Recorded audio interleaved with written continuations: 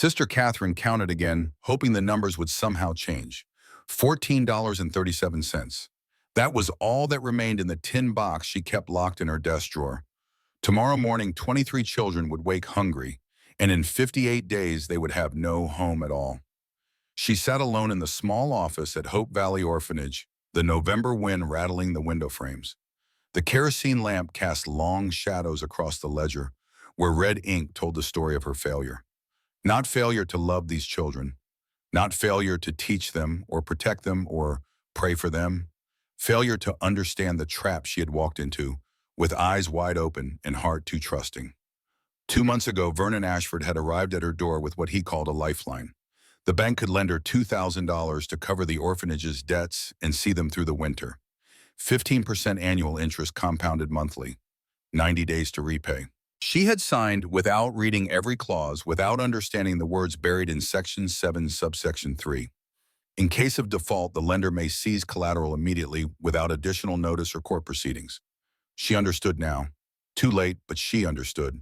The 40 acres of Hope Valley land were worth $5,000 at least. Vernon Ashford was not in the business of charity. He was in the business of acquisition. And she had handed him exactly what he wanted on a silver platter, dressed up as mercy. Sister Catherine closed the ledger and pressed her fingers against her temples. A headache had been building since noon, a tight band of pain that matched the constriction in her chest. How did you tell children that love was not enough, that good intentions could not pay debts or stop the machinery of law from grinding forward? A soft knock interrupted her spiral of despair. Sister Jackson's voice came through the door, tentative and worried. "Daniel's fever is back. He needs medicine." She opened the door to find the 12-year-old boy standing in the hallway, his face creased with concern that made him look older than his years. Jackson Hayes had learned responsibility early. When your parents die in a train robbery and you become the oldest child in an orphanage, you either grow up fast or break under the weight. "I'll get the medicine box," Sister Catherine said, forcing steadiness into her voice. She kept their medical supplies in a locked cabinet in her office. When she opened it, her heart sank further. 2 aspirin tablets. That was all that remained. She could give them to Daniel now for his fever, or save them for the next emergency. And there was always a next emergency. The choice carved itself into her conscience like a knife. The child in front of you or the hypothetical child of tomorrow. She chose Daniel. She always chose the child in front of her. That was why the tin box held $14 instead of $40. That was why they would lose everything in 58 days. "Thank you, sister," Jackson said, taking the medicine with the careful reverence of someone who understood its value. "I'll make sure he takes it with water." After he left, Sister Catherine stood in her office doorway and listened to the sounds of Hope Valley settling into evening. Children's voices drifted down from the dormitory, arguing over who got the blanket with the fewest holes. Someone was playing a harmonica badly. Little Emma was crying because she missed her mother, and Sarah Miller was comforting her with a lullaby sung off-key but full of heart. These were her children, not by blood but by choice, by calling, by the fierce maternal love that had nothing to do with biology and everything to do with showing up every day and refusing to abandon those the world had already abandoned once. She would not fail them. She could not. Sister Catherine pulled her shawl tight around her shoulders and walked out the back door to fetch wood for the stove. The November night was bitter cold, the kind of Montana cold that got into your bones and stayed there. Stars burned overhead in a sky so clear and vast it made you feel small and significant all at once. She stopped walking. A wagon stood in the yard, positioned directly in front of the back door. A large farm wagon with iron-banded wheels and wood so well maintained it gleamed even in starlight. Sister Catherine raised her lantern higher, certain her eyes were playing tricks, certain that exhaustion and worry had finally pushed her into hallucination. But the cold air carried scents that could not be imagined. Apples, fresh bread, the rich fatty smell of dressed poultry. Her hand trembled as she stepped closer. 50 pounds of flour, maybe more in sturdy burlap sacks. A turkey cleaned and wrapped in butcher paper, easily 18 pounds. Crates of potatoes still dusted with good Montana soil. Carrots and onions that had not yet begun to soften. Jars of preserves catching her lantern light and throwing it back in amber and red. Apples wrapped individually in newspaper, each one perfect and unblemished. A small sack of peppermint candies tied with string. No note, no signature, just abundance where desperation had stood moments before. Sister Catherine's knees buckled. She caught herself against the wagon's side rough wood solid beneath her palm. The tears came hot and fast, drawn from some deep well of emotion she usually kept locked away. Someone had seen their need. Someone had answered when heaven seemed silent. Behind her, a child's voice cut through the night. "Sister, what is it?" She turned to find Emma in her nightgown, bare feet on coal boards, eyes wide with curiosity and concern. Soon others appeared, drawn by whispers that spread through the dormitory like wildfire. 23 children crowded the doorway, bundled in whatever warmth they could find, staring at the impossible gift that had materialized in their yard. "Who brought it?" Jackson asked. At 12, he was the oldest and most skeptical. He had learned not to trust easy miracles. "An angel," Emma whispered, her voice full of wonder. Sister Catherine examined the wagon itself. Fine construction, iron-banded wheels that spoke of quality craftsmanship and significant expense. The joinery was specific, precise, the kind of work she had seen only on equipment belonging to the big ranches that ran cattle in the high country. The wood bore a maker's mark burned into the side panel, a simple letter B inside a circle. The wheel tracks in the frost-touched earth led northeast toward Thunder Ridge, where the big spreads stretched across thousands of acres, and men built empires from grass and determination. "Angels sometimes wear boots and drive wagons," Sister Catherine said softly, helping Emma down the steps. "And I intend to find this one." The children gathered around the provisions, touching them with the reverence usually reserved for holy relics. Sister Catherine let them marvel while her mind worked through possibilities. Someone in this valley carried enough wealth to give so generously. Someone who knew their circumstances but chose anonymity over recognition. Someone who had driven through the night to leave this gift and disappear before dawn could expose them. She would find them. She would offer proper thanks. And perhaps if God allowed, she might heal whatever wound made a soul hide such kindness in darkness. The Thanksgiving meal they prepared the next day was modest compared to what wealthy families enjoyed, but it was a feast by Hope Valley standards. Turkey roasted until the skin crisped to golden perfection, potatoes mashed with real butter, carrots glazed with a precious spoonful of sugar, bread so fresh it steamed when torn apart, and for dessert, those perfect apples baked with cinnamon. The children ate until their bellies were full, perhaps for the first time in months. Jackson led them in prayer before the meal, his young voice steady and sure. "Thank you, Lord, for this food. Thank you for the angel who brought it. We don't know their name, but you do. Please tell them we're grateful. Tell them they saved us. Amen." The chorus of small voices echoing "Amen" brought fresh tears to Sister Catherine's eyes. These children had so little, had lost so much, yet they still knew how to be grateful. They still knew how to hope. After the meal, while the children played and laughed with the energy that comes from full stomachs and warm rooms, Sister Catherine borrowed the church's small wagon and made the journey into Harrison Creek. The town sat in a valley carved by ancient glaciers, a collection of wood-frame buildings that served the ranches and farms scattered across the territory. At its heart stood the general store, the bank, the church, and the saloon. Everything a frontier community needed to survive and occasionally thrive. Harrison's general store smelled of coffee and leather and the sharp tang of pickled goods. Mr. Thomas Harrison looked up from his ledger as the bell above the door chimed, his weathered face registering surprise. "Sister Mary, I didn't expect to see you today. Thought you'd be celebrating Thanksgiving." "We did, thanks to someone's generosity. That's why I'm here." She approached the counter and pulled out the list she had memorized. "Someone purchased these items recently: 50 pounds of flour, a dressed turkey, 18 pounds, preserved goods in jars, peppermints. I need to know who." Harrison's expression shifted. Recognition followed quickly by discomfort. His eyes flicked toward the window, then back to her face. "That's a mighty specific order, sister. It arrived at Hope Valley this morning, no name attached." She kept her voice gentle but firm. "I cannot accept such charity without offering gratitude." The storekeeper sighed, setting down his pencil.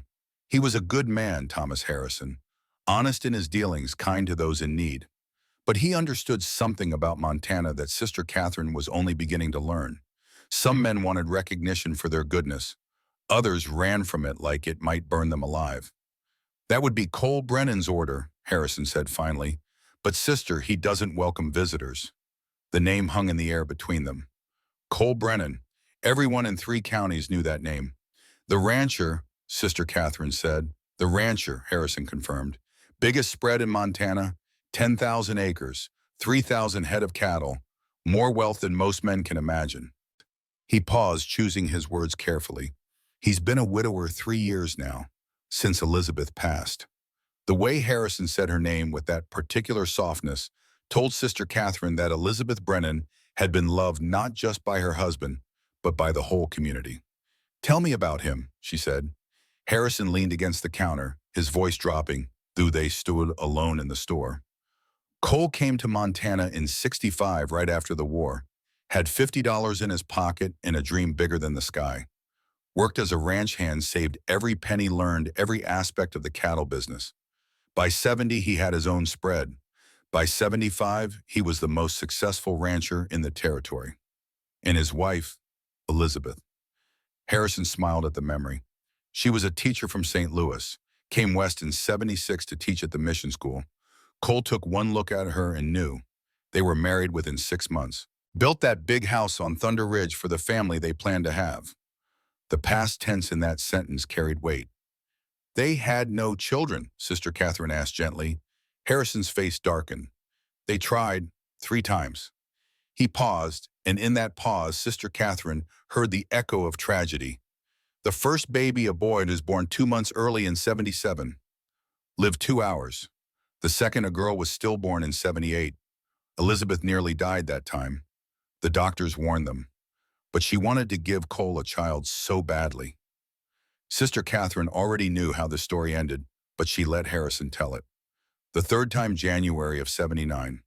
The boy was born healthy, perfect, but Elizabeth started bleeding and couldn't stop. She held her son for 6 hours, told Cole she loved him, named the baby Thomas after her father. Then she was gone. The baby died 3 hours later. They're buried together, Elizabeth holding her son for eternity. The silence that followed was heavy with grief. Cole buried his wife and child on a Friday, Harrison continued. On Saturday, he fired every hand on his ranch except Marcus Reed, his foreman.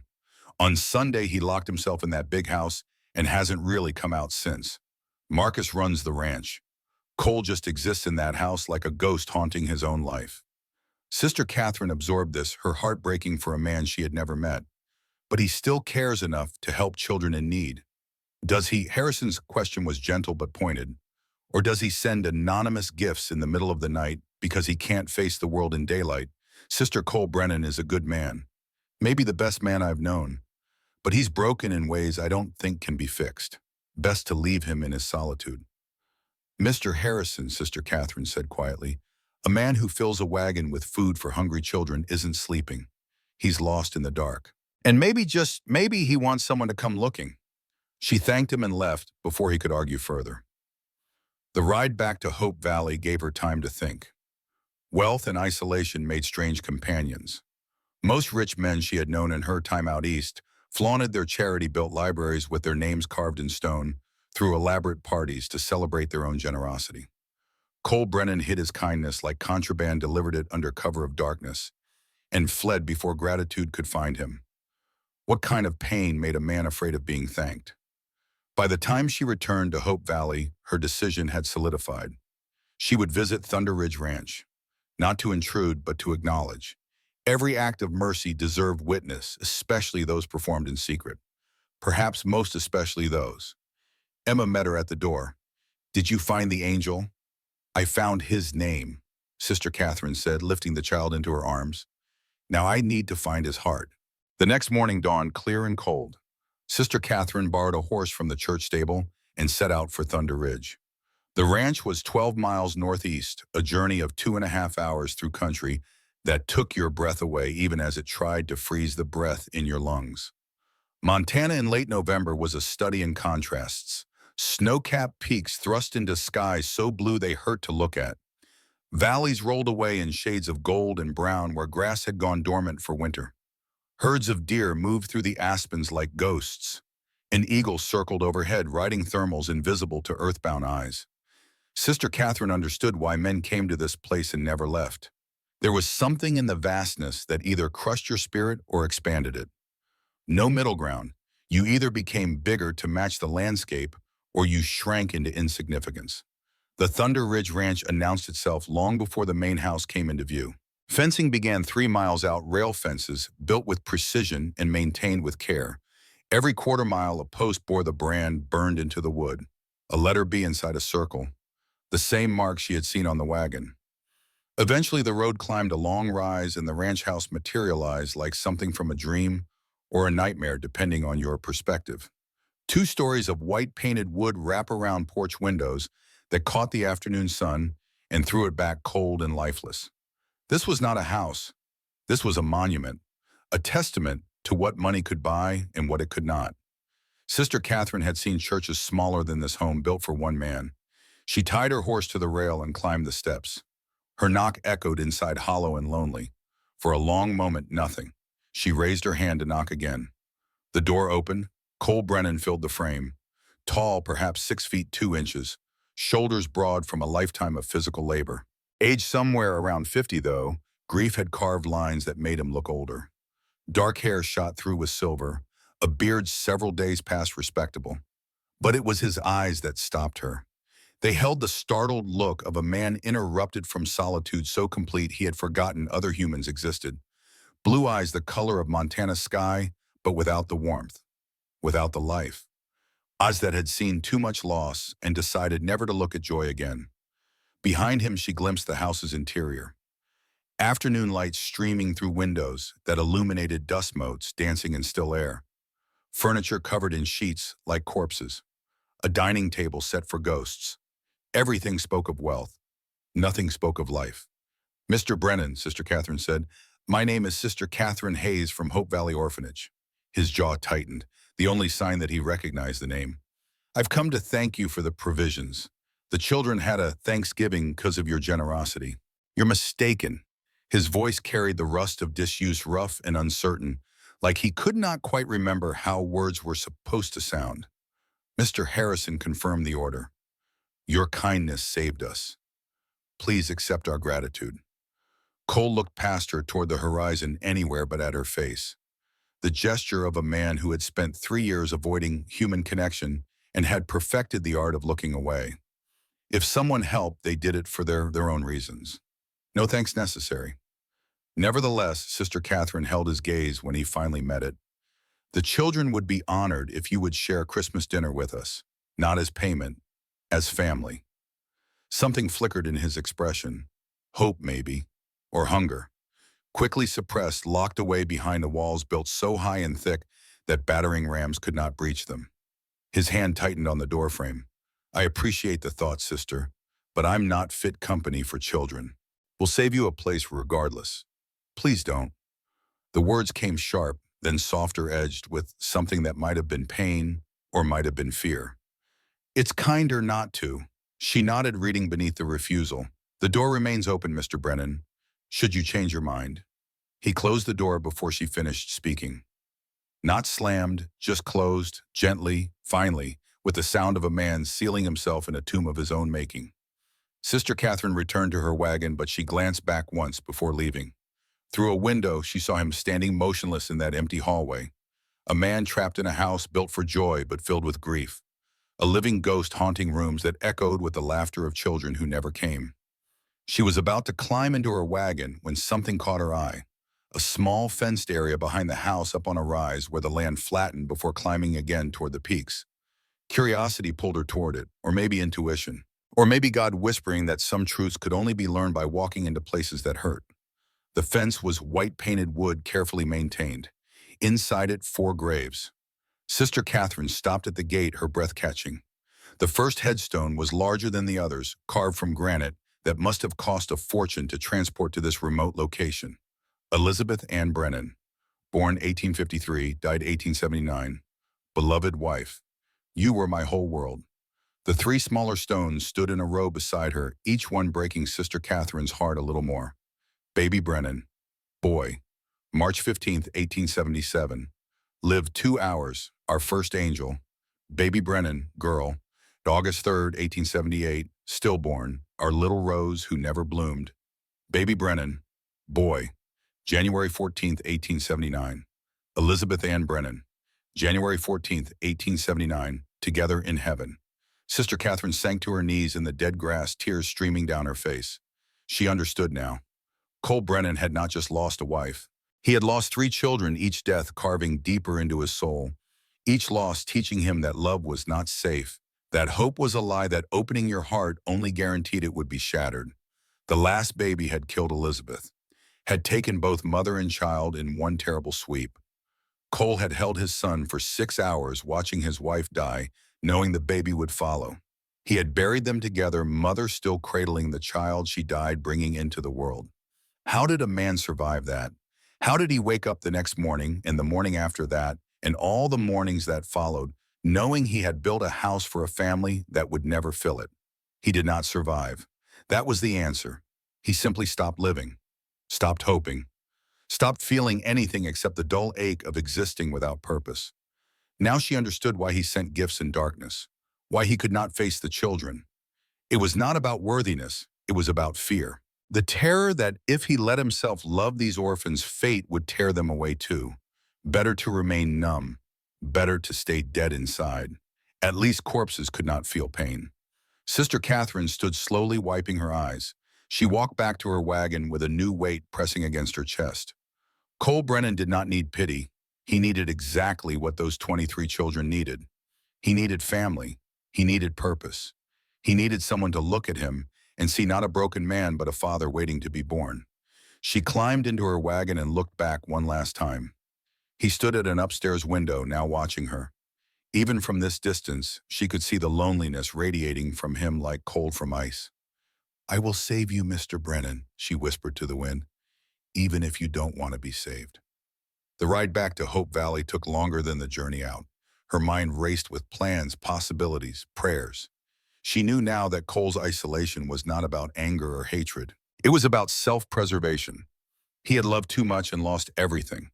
Now he was trying to love from a distance, to care without connection, to give without receiving anything in return that might make him vulnerable again. But love did not work that way. You could not have it, could not portion it out safely. Love was all or nothing, feast or famine, risk or retreat.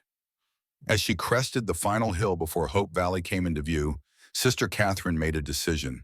She would not force Cole Brennan to engage, but she would not give up either. She would be patient, persistent. She would show him through actions what words could never convey. That family was not about blood. That fatherhood was not about biology. That the children who needed him most were waiting just 12 miles away from his self-imposed exile. Hope Valley appeared below, smoke rising from the chimney, children visible in the yard even in the fading light. Emma saw her first and waved. Jackson was teaching the younger boys something, probably knot tying from the rope in his hands. Sarah sat on the steps reading to Daniel, who was wrapped in a blanket against the cold. This was family. This was what Cole's money had built, but his heart could not inhabit. These 23 souls who needed a father as much as he needed children to father. Sister Catherine guided her horse down the hill, a new determination settling into her bones. Vernon Ashford still held the threat of foreclosure over them. 58 days was not enough time to raise $2,000 through normal means. But perhaps there was another way. Perhaps the answer to their financial crisis and Cole Brennan's spiritual crisis was the same answer. She just had to find the path between desperation and dignity, between needing help and demanding it, between saving the orphanage and saving the man who could save it. That night, after the children had gone to bed, Sister Catherine sat in her office and opened her Bible. She had always believed that when humans exhausted their wisdom, God's wisdom waited in silence. She read from the Psalms, from Job, from the letters of Paul. She read about suffering and redemption, about loss and restoration, about the ways divine love worked through broken vessels. Just before midnight, she closed the book and bowed her head. "Show me the way," she prayed. "Show me how to reach him. Show me how to save all of us." The wind answered with a whisper against the window, and Sister Catherine, who had learned to listen to the language of silence, heard in that whisper the beginning of an answer. Patience, persistence, presence. She would not force Cole Brennan to be something he was not ready to be, but she would not let him hide forever either. She would keep knocking on his door, not with demands, but with invitations. Not with guilt, but with grace. Not with need, but with the simple truth that on the other side of his fear lived 23 children who could teach him what his grief had made him forget. That love, even when it hurt, was worth the risk. That family, even when it ended, was worth having. That life, even when it broke your heart, was worth living. 1 week after Thanksgiving, Vernon Ashford arrived at Hope Valley Orphanage with the precision of a man who understood that timing was everything in the art of leverage. He came in a black carriage pulled by matching horses, accompanied by Sheriff William Taylor, and a thin man in an expensive suit who carried a leather satchel stuffed with papers. The display was calculated. Vernon never did anything without calculation. Sister Catherine met them at the door, her heart already sinking. She had been expecting this visit, dreading it, preparing for it in the sleepless hours between midnight and dawn. Sister Catherine. Vernon removed his hat with a show of respect that did not reach his eyes. I apologize for the intrusion, but business matters cannot be postponed indefinitely. He was 58 years old, silver-haired, impeccably dressed in the style of Eastern bankers who had come west to build empires on other people's desperation. His face was handsome in the way of men who had never known real hardship, smooth and unlined, except for the creases around his eyes that came from squinting at ledgers rather than horizons. Mr. Ashford, Sister Catherine kept her voice level. How can I help you? I've come to remind you of the loan terms. 45 days remain until the due date of January 15th. The full amount of $2,300 must be paid by noon on that day, or the collateral will be seized immediately. He said it pleasantly, as if discussing the weather rather than threatening to make 23 children homeless. Behind Sister Catherine, some of the older children had gathered. Jackson stood at the front, his young face hard with an understanding beyond his years. Sarah held Emma's hand tight. Daniel peered around the doorframe, his eyes wide and worried. We're working on it, Mr. Ashford, Sister Catherine said. I'm confident we'll meet our obligation. Vernon's smile did not waver. I certainly hope so. However, I must inform you, as my attorney here can confirm, that the contract you signed contains specific provisions regarding default. He nodded to the thin man who opened his satchel and produced a sheaf of papers. Section 7, Clause 3, the attorney read in a nasal voice. In case of default, the lender may seize collateral immediately without additional notice or court proceedings. Section 9, Clause 1. Borrower waives right to redemption period as stipulated under territorial homestead protection laws. Sister Catherine felt the blood drain from her face. She had signed away even the basic protections that Montana law provided to property owners. Vernon had not just set a trap, he had eliminated every possible escape route. I don't understand, she said, though she was beginning to understand it all too well. Why would you include such harsh terms for a loan to an orphanage? Vernon's expression remained pleasant, but something cold flickered in his eyes. Business is business, sister. Sentiment has no place in financial contracts. I'm sure you understand. Sheriff Taylor shifted uncomfortably. He was a good man caught between law and conscience, and the conflict showed on his weathered face. Sister, I'm real sorry, but if the loan isn't paid, I'll have no choice but to enforce the contract. The law is the law. Thank you for the reminder, Mr. Ashford, Sister Catherine said, keeping her voice steady through sheer force of will. We'll have your money on January 15th. I certainly hope so. Vernon replaced his hat and turned to leave, then paused as if struck by an afterthought. Though Sister Catherine suspected nothing about this man was ever spontaneous. By the way, I understand you have been visiting Cole Brennan. How is our reclusive rancher? The question was casual, too casual. Mr. Brennan as well, as far as I know. Good, good. Vernon's smile widened slightly. Such a tragedy what happened to his family. Some men never recover from that kind of loss. They simply withdraw from the world and waste away in their grief. A shame, really. All that wealth and no one to share it with or pass it on to. The implication hung in the air like smoke. Vernon knew about her visit to Thunder Ridge. Of course he did. In a territory this size, news traveled faster than horses. And Vernon Ashford made it his business to know everything about everyone who might interfere with his plans. After they left, Sister Catherine stood on the porch and watched the black carriage disappear down the road. Her hands trembled, so she clasped them together and squeezed until her knuckles went white. Jackson appeared beside her. Sister, are we going to lose our home? She wanted to lie, wanted to tell him everything would be fine, that God would provide, that faith alone could stop the machinery of foreclosure. But Jackson was 12 years old and had already learned that adults who promised impossible things were usually liars. I don't know, Jackson. I'm going to do everything I can to prevent it. Can we help? Maybe we could earn money somehow. The offer broke her heart. You help by being exactly who you are. Let me worry about the adult problems. But after Jackson went back inside, Sister Catherine allowed herself a moment of despair. $2,300. She could raise perhaps $200 through church donations and charity appeals. Another $100 if she sold everything of value in the orphanage. That left $2,000 she had no way to obtain in 45 days, unless she asked Cole Brennan for help. The thought made her stomach twist. She had not visited Thunder Ridge to recruit a benefactor. She had gone because those children deserved to thank their mysterious angel. But now, with Vernon's deadline looming, the practical reality crashed against her principles like waves against rock. Cole Brennan could pay the debt without even noticing the expense. $2,000 was nothing to a man worth over $100,000. It would be so easy to ask, so simple to frame it as charity, as Christian duty, as anything except what it really was: desperation. Sister Catherine walked back inside and closed the door on the cold afternoon. She would not ask Cole for money. Not yet. Not unless every other option had been exhausted. Because asking him for help when he was barely holding himself together felt like exploitation, like taking advantage of a wounded man's guilt and grief. There had to be another way. That evening, Thomas Harrison appeared at Hope Valley's door just as Sister Catherine was preparing supper. He carried a basket covered with a checkered cloth and wore the expression of a man bearing bad news disguised as a social call. Mr. Harrison? She welcomed him inside, grateful for any distraction from the afternoon's darkness. Sister, he set the basket on the kitchen table.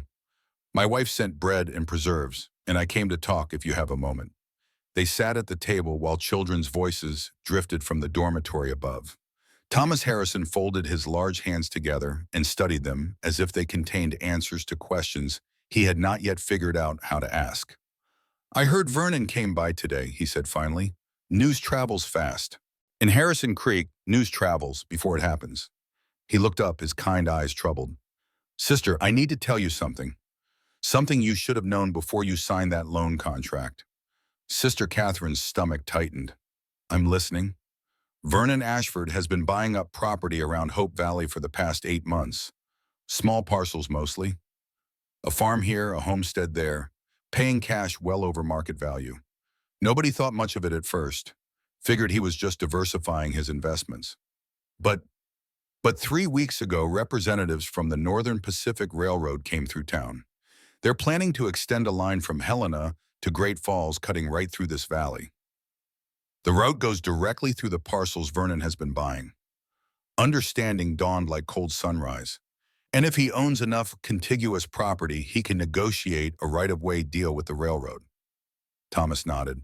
For about $50,000, according to what I heard. Maybe more. Your 40 acres sit right in the middle of his accumulated parcels. Without them, his land is split in 2 sections. With them, he owns an unbroken corridor from the Helena Road to the Great Falls Junction. So the loan was never about helping us. It was about acquiring our land.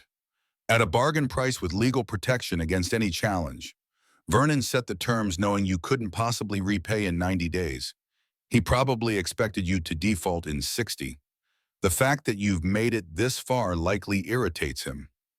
Sister Catherine absorbed this rage and helplessness when warring in her chest. Can we prove any of this? Challenge the contract in court. On what grounds you signed it willingly? The terms are harsh but not illegal. And Judge Pierce, who handles property disputes in this county, happens to be Vernon's brother-in-law. Of course he is. Thomas leaned forward, his voice dropping. Sister, there's only one person in this territory with enough money and influence to challenge Vernon Ashford. Only one man who could pay that debt or pressure Vernon into renegotiating terms. Cole Brennan. Cole Brennan. Thomas paused. But you'd have to convince him to care about something outside his grief, and I don't know if that's possible. After Thomas left, Sister Catherine sat alone in the kitchen long after the bread had gone cold and the preserves sat untouched. The practical side of her mind, the part that had managed an orphanage on nothing but faith and stubbornness, calculated the impossibility of their situation. 45 days, $2,000, no legal recourse, no realistic path to salvation except through a broken man who could barely face his own reflection, much less take on the wealthiest banker in Montana. But the other part of her mind, the part that believed in providence and possibility, remembered the wagon that had appeared in their yard on Thanksgiving morning. Remembered the care with which those provisions had been selected.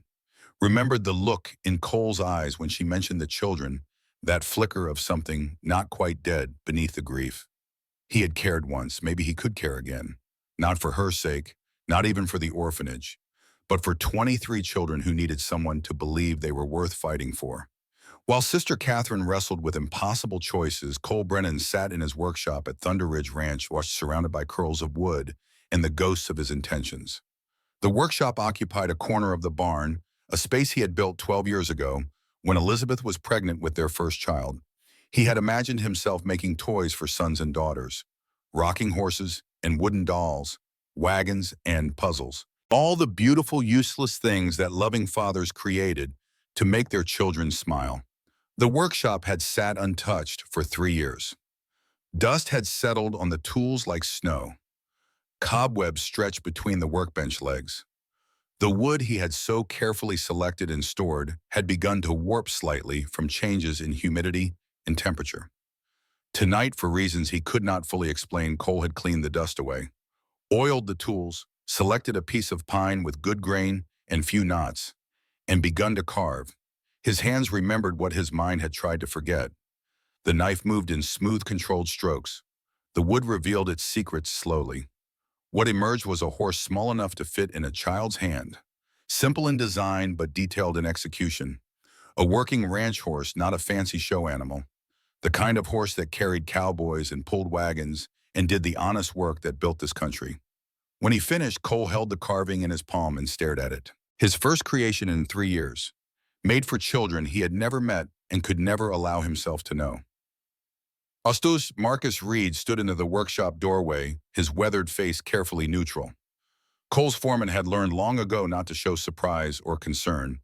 Those emotions only made Cole retreat further into himself. Couldn't sleep, Cole said, which was not quite a lie. He had not slept properly in 3 years. 4 hours a night fractured by nightmares. That was his new normal. Marcus stepped inside and picked up the wooden horse. He turned it in his calloused hands, examining the workmanship. This is good, really good. It's just wood. It's more than wood. It's the first thing you've made since... Marcus trailed off, but they both knew how that sentence ended. Cole took the horse back and set it on the workbench. The children at Hope Valley. I've been thinking about them. Have you now? 23 kids, no parents, living on charity and prayer. Cole's hands moved restlessly, looking for something to do. They deserve better. They deserve what every kid deserves, Marcus agreed. Food, shelter, someone to care about them, someone to teach them how to be good people. Someone like a father. The words hung between them, heavy with implication. Marcus pulled up a stool and sat down, the casual gesture of a man settling in for a necessary conversation. Cole, what are we talking about here? I don't know. And that was true. Cole did not know what impulse had driven him to clean the workshop and carve that horse, did not understand why Sister Catherine's visit had lodged in his mind like a splinter he could not extract. That woman, the sister, she looked at me like she could see right through all the walls I've built. Maybe she could. And she invited me to Christmas dinner with the children. Are you going to go? Cole laughed, but there was no humor in it. No, God, no. I can't be around children, Marcus. Every time I see a kid, I see the 3 I lost. Every time I hear a child laugh, I hear the silence of babies who never got the chance. So you're going to spend another Christmas alone in that big house, drinking whiskey you won't drink and staring at walls that don't talk back. It's what I deserve.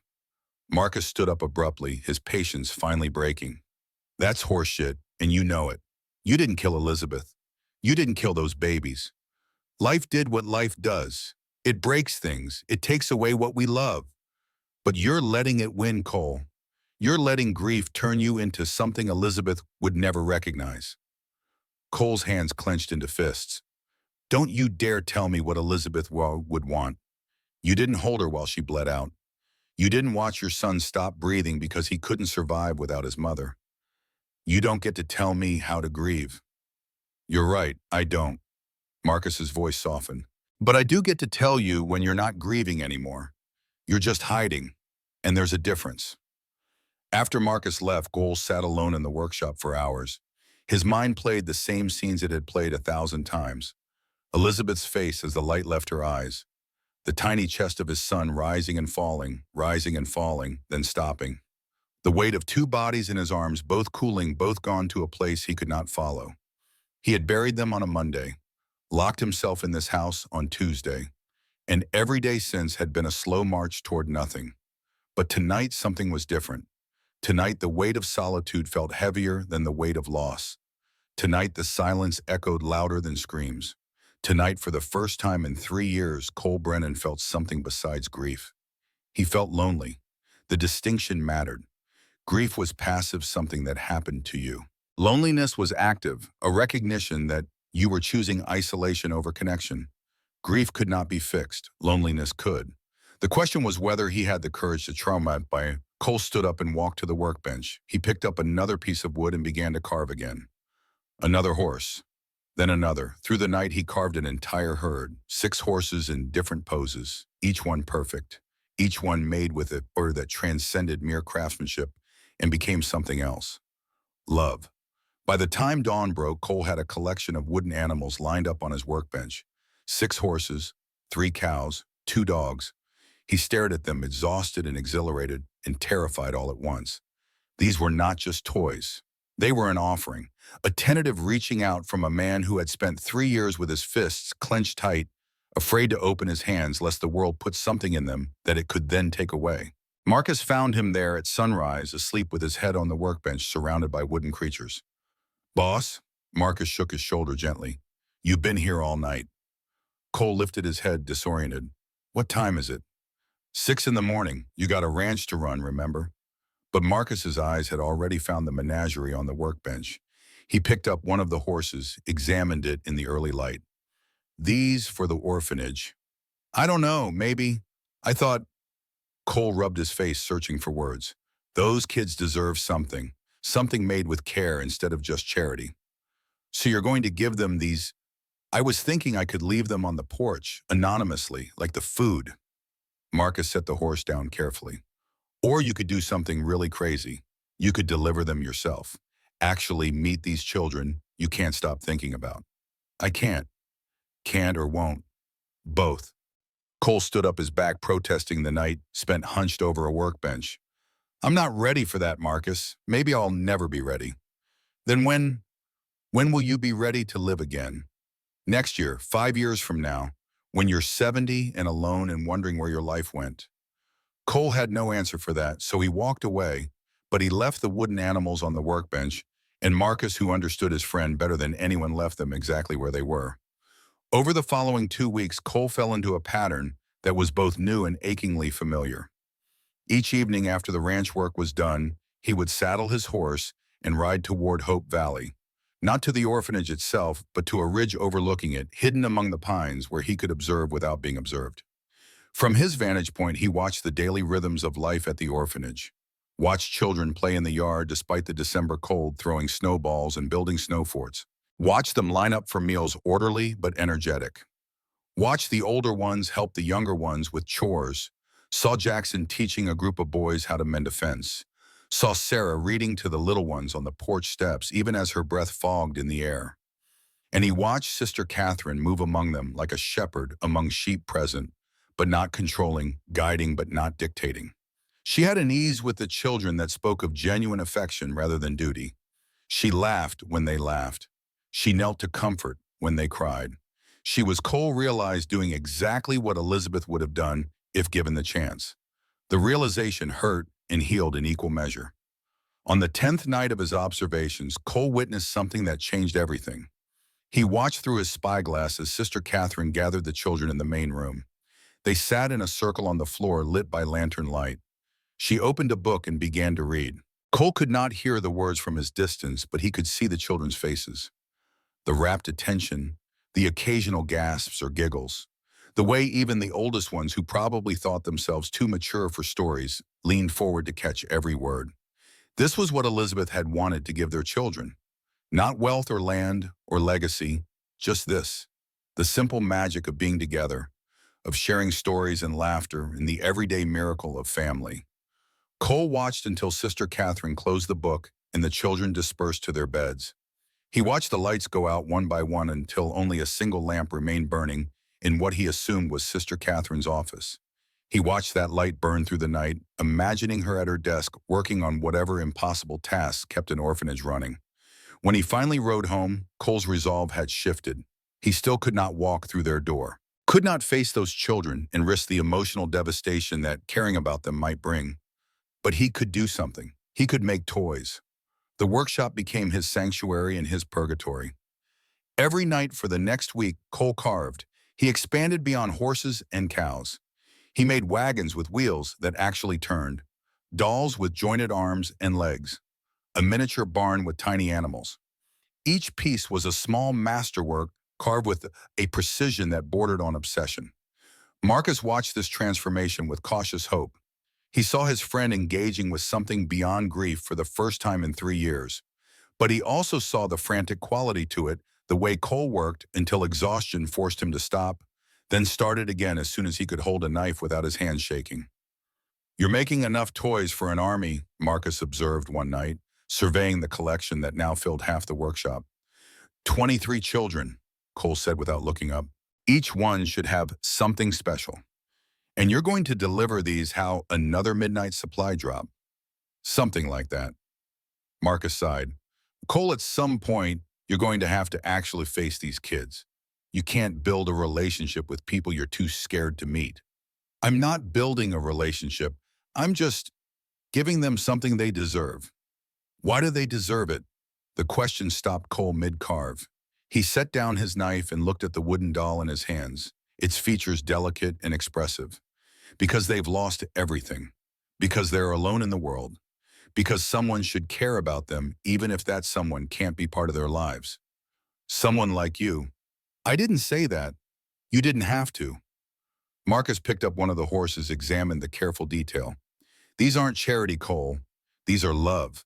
You're pouring everything you never got to give your own children into these toys for kids you won't even meet. That's not protecting yourself. That's torturing yourself." Cole put the doll down, his hands trembling. "What do you want me to do?" Marcus walked up to their door and say, "Hello. I'm the broken cowboy who can't stop thinking about you because you remind me of everything I lost." "You think that's what those kids need, a damaged man who might care about them for a week or a month before grief drags him back down?" "I think those kids need someone to care about them, period. Damaged or not, perfect or broken. You're so afraid of failing them that you won't even try mine, and that guarantees failure." After Marcus left, Cole sat in the darkness of the workshop, surrounded by toys he had made for children he would never touch. The wooden animals seemed to watch him with accusing eyes. Each one represented a connection he was too afraid to make. Each one was a proxy for the courage he did not possess. But in the deepest part of the night, when the ranch was silent and even the wind had died down, Cole allowed himself to imagine. Just for a moment, he imagined walking into Hope Valley with these toys. Imagined children's faces lighting up. Imagined what it might feel like to be wanted again. To be needed. To be something other than a cautionary tale about the dangers of loving too much. The image was so vivid, so achingly beautiful that Cole had to close his eyes against it. Because imagining was easy. Imagining was safe. Actually doing it would require him to risk everything he had spent 3 years protecting. His broken heart, his shattered faith, his carefully constructed prison of solitude. He was not ready. Perhaps he would never be ready. But even as that thought formed, another one whispered beneath it, quiet but insistent. "Elizabeth would be ashamed of you." Cole opened his eyes and stared at the toys. In the lamplight, they seemed to glow with possibility, with promise, with the potential for something that looked remarkably like redemption. Christmas Eve arrived cold and crystalline, the kind of night when stars felt close enough to touch, and the world held its breath in anticipation. Cole loaded the toys into two large burlap sacks and tied them carefully to his saddle. The plan was simple.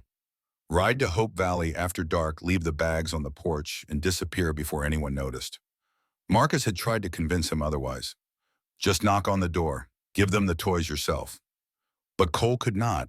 Not yet. Maybe not ever. The ride to Hope Valley took an hour through moonlit landscape that looked like a Christmas card painted by someone who understood both beauty and loneliness. Snow crunched under his horse's hooves. His breath frosted in the air. The weight of the toy bag seemed to grow heavier with each mile. When he reached the orphanage, Cole dismounted a quarter-mile away and approached on foot, moving quietly through the trees. The plan was to leave the bags and go. Quick and clean. No interaction required. But as he emerged from the tree line, he heard singing. The front windows glowed with warm light, and through them, Cole could see the children gathered around a small Christmas tree, decorated with paper chains and cut-out stars. Sister Catherine sat at an old piano leading them in carols. Their voices rose together in perfect but enthusiastic singing Silent Night, with conviction that transcended pitch. Cole stood frozen, the bags of toys hanging from his hands. He should leave them and go. That was the plan, but the singing held him captive, each note a barb that hooked into his chest and would not let go. He watched Jackson help Daniel hang a paper angel on the tree. Watched Sarah read the Christmas story to the younger children. Watch them all together, this makeshift family bound not by blood, but by circumstance and choice, and the stubborn refusal to give up on each other. This was what he had built Thunder Ridge to contain, this noise and chaos and abundant, overflowing life. This was what Elizabeth had dreamed about when she insisted they build a house big enough for a dozen children. This was the future that had died with her, except it had not died. It was here, 23 children who needed exactly what he could have provided if he were not too broken to try. Cole's vision blurred, rehearsed. He wiped his eyes angrily. He was a 50-year-old man standing in the snow, crying over children who were not his and never could be. It was pathetic, weak, everything he had sworn never to become. The singing ended. Children dispersed, heading toward beds. The lights began to dim. Cole finally moved, walking as quietly as possible to the porch. He set down the bags, carefully making no sound. Turned to leave. "I knew you'd come." Sister Catherine's voice froze him mid-step. She stood in the doorway wrapped in a shawl, her expression neither surprised nor triumphant, just knowing. "I was just leaving these," Cole managed, gesturing at the bags. More gifts given in darkness, more love offered from a distance. She stepped onto the porch, closing the door behind her to keep the warmth inside. "How long are you going to hide, Mr. Brennan?" "I'm not hiding." "Then what do you call watching us every night from the ridge? What do you call leaving gifts but never accepting thanks? What do you call caring about people you won't allow yourself to know?" Cole's face must have shown his shock because Sister Catherine smiled sadly. "Did you think I wouldn't notice? I see you up there, Cole. I've seen you every night for 2 weeks. The children think we have a guardian angel watching over us. They're not wrong. I should go. You should come inside." "No." "Why not?" She moved closer, her voice gentle but unrelenting. "What are you so afraid of?" "Everything." The word burst out of him raw and desperate. "I'm afraid of everything, sister. I'm afraid of caring about those children and then losing them. I'm afraid of letting them into my heart and having it shattered again. I'm afraid that if I take one step toward them, I won't be able to stop, and then I'll be destroyed when it all falls apart." Sister Catherine studied his face in the moonlight. "Daniel asked me something last week. He's 6 years old, the smallest and weakest of all the children. He asked me why the kind cowboy didn't think they were good enough to eat with."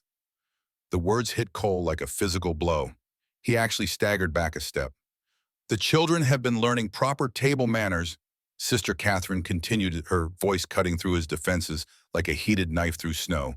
"Jackson has been teaching the boys how to shake hands correctly. Sarah has been instructing the girls on how to address adults politely. They've been practicing, Cole. Practicing so that when you finally accept our invitation, they won't embarrass you." "Stop," Cole's voice broke. "Please stop. They don't think you're afraid of loving them. They think they're not worthy of your love.